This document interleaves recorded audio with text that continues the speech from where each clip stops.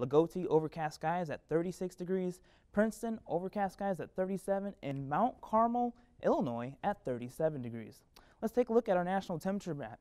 It looks like in the northeast, temperatures are in the 30s up into the 40s with Houghton, Maine at 42 degrees. And as we go down south of that, temperatures are in the 40s up into the 70s with Myrtle Beach at 60 degrees and Miami, Florida at 73. Now for the northern central plain, these temperatures are being affected by a cold front, which you guys will see later on our frontal map. Now temperatures are in the single digits up into their teens with Lincoln, Nebraska at 17 degrees and Bismarck, North Dakota at 7 degrees. In the southern plains, temperatures are in the 40s up into the 60s with Corpus Christi, Texas at 61. Now for the west, temperatures are moderate temperatures for this time of year, 40s up into the 60s with Sacramento, California at 57 degrees and Las Vegas, Nevada at 66. Let's take a look what's going on across the United States.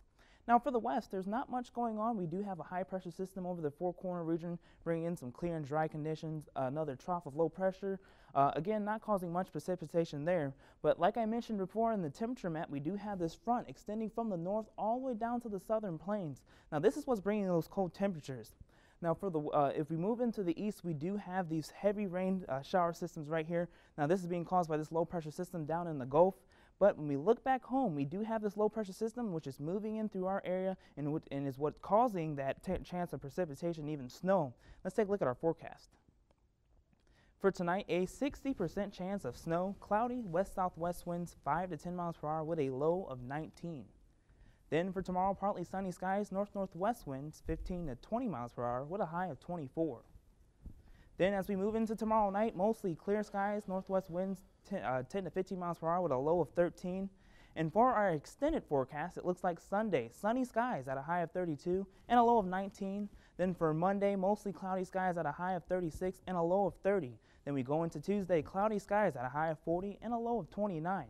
So if you like the snowfall today, you're in for another treat next week, Jesse. Well, thanks, Danny. I'm ready for it as long as it's not too much. The spotlight wasn't shining on any of the area's boys basketball teams last night. Mitch Columbi has all the details now in sports. Mitch? That's right, Jesse. Lincoln, Revay, and South Knox were a collective 0 for 3, but Indiana fans had something to cheer about. I'll have the details when News Center 22 returns.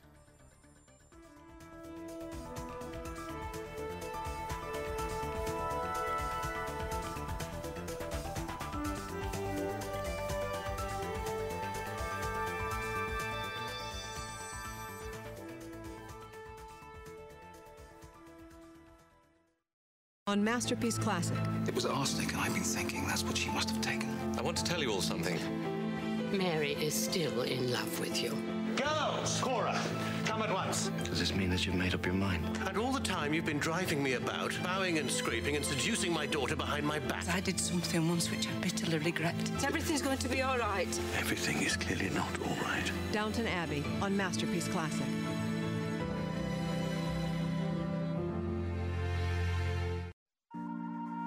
Join WVUT TV on Wednesday, February 15th for our live broadcast of Vincennes University Lady Blazers basketball. The Lady Blazers will host Three Rivers Community College with the tip-off at 7 p.m. Don't miss a great night of junior college basketball as the Lady Blazers entertain the Lady Raiders right here on WVUT.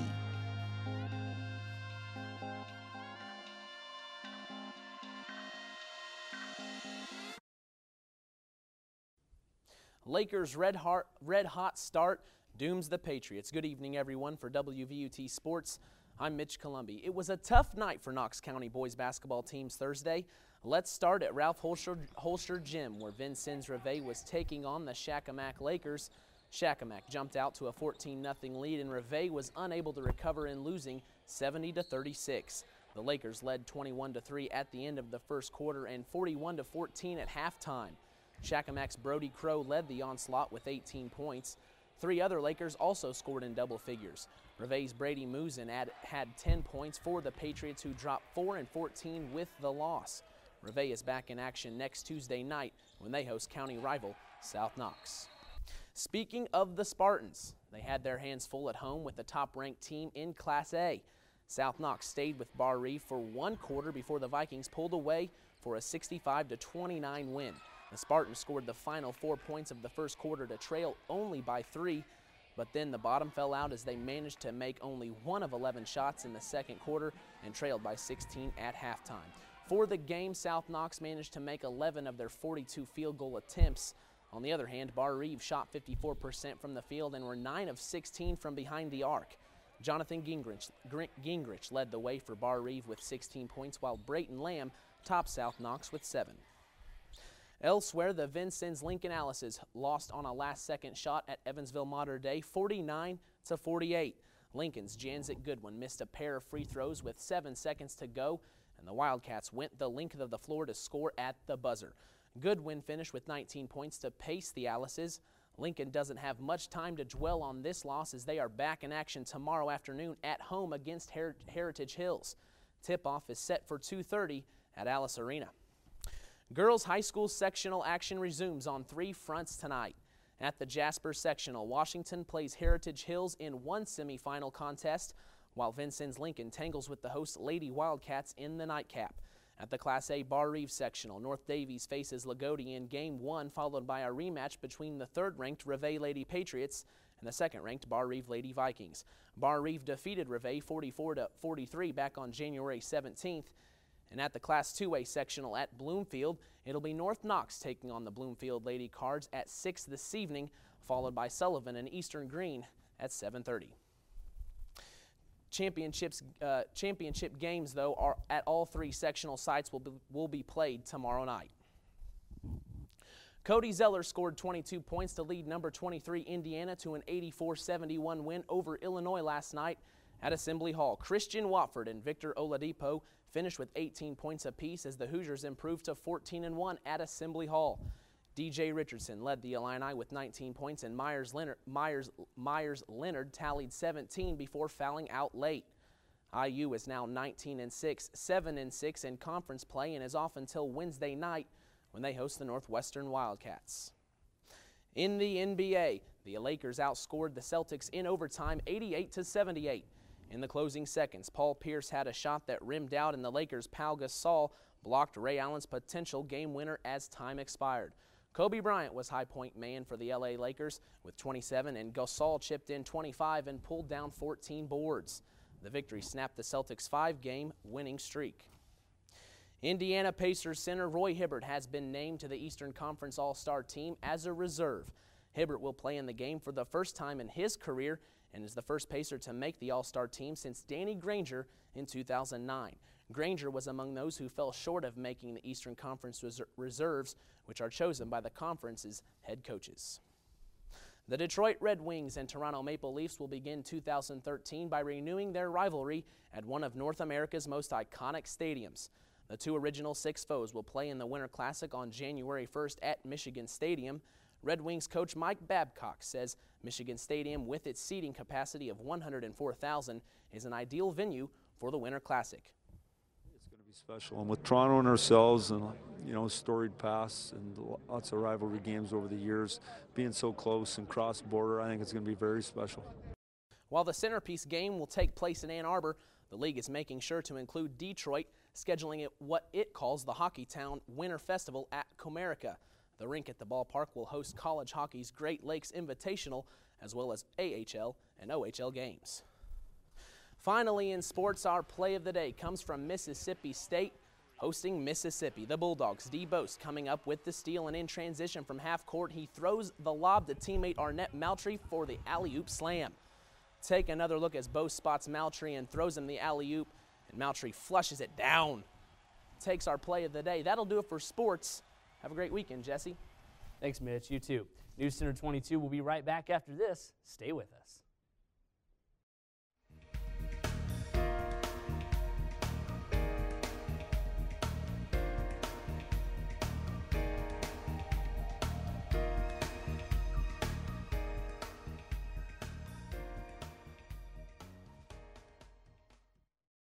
How do we learn from the past? From tragedy, from our own mistakes. 3 towns. This is hate. This is anti-Semitism. Can you help me get my child out of the car? He's afraid to come to school. After we heard that the Klan was coming, we didn't even question that we had to take action. We knew that we did. 3 stories of young leaders and their communities standing together to stop hate.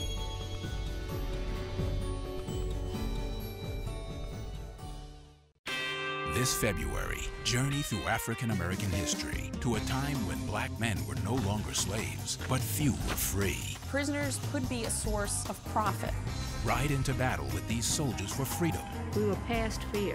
If one person falls, others take their place. And follow one man's mission to change the course of history. Making African American history mandatory sends a powerful message. This February, be a part of the African American experience during Black History Month on PBS.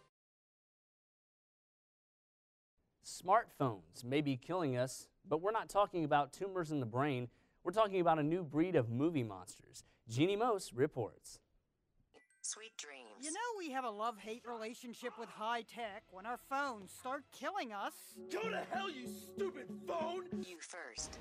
Die, you stupid bull-haired idiot. And the most bloodthirsty of them all... Okay, that's enough. ...is Apple's virtual personal assistant... Does anybody have a knife? There's an app for that. Siri. Siri, are you capable of murder? No comment. Siri has spawned a spate of mini horror flicks on YouTube with titles like Siri Tried to Kill Me. Continue driving straight. Straight? And Psycho Siri. Psycho Siri creeps around the house firing an AK-47 and dropping grenades. The creator of the 4.5-minute movie gets blown away by Siri early on. Why does the phone know my name? But Siri didn't blow a hole in the budget. My budget was $0. Budding filmmaker Andrew McMurray asked his brother to star in the mini-movie shot in 7 hours. I've always thought it'd be scary if a piece of technology would turn on you. I overheard you saying something about selling me. I'm afraid I cannot let that happen. Siri, I'd like you to meet Hal. He's 44 years older than you, but I think you're going to like him. If you insist. Open the pod bay doors, Hal. I'm sorry, Dave.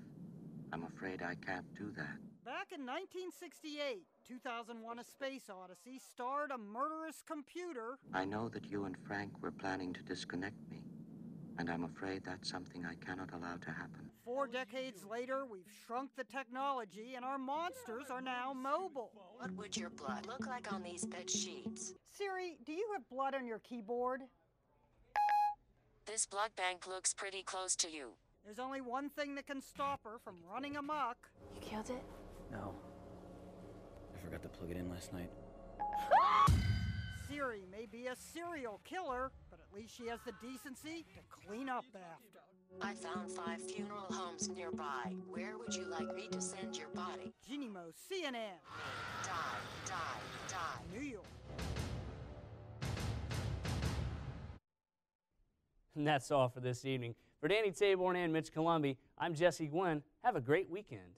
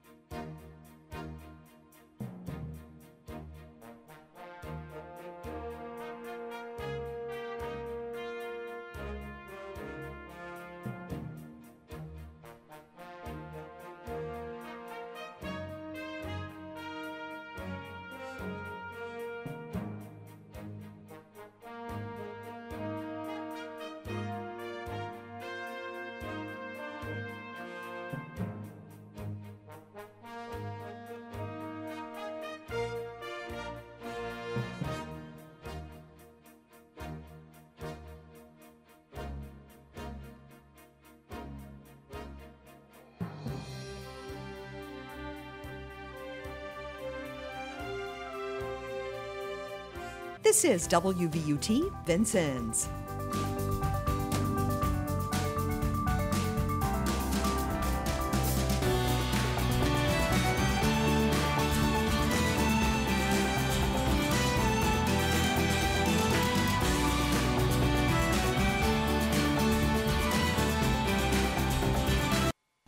Welcome to our program. We begin this evening with a continuing conversation about Syria with Susan Rice, the U.S. Ambassador.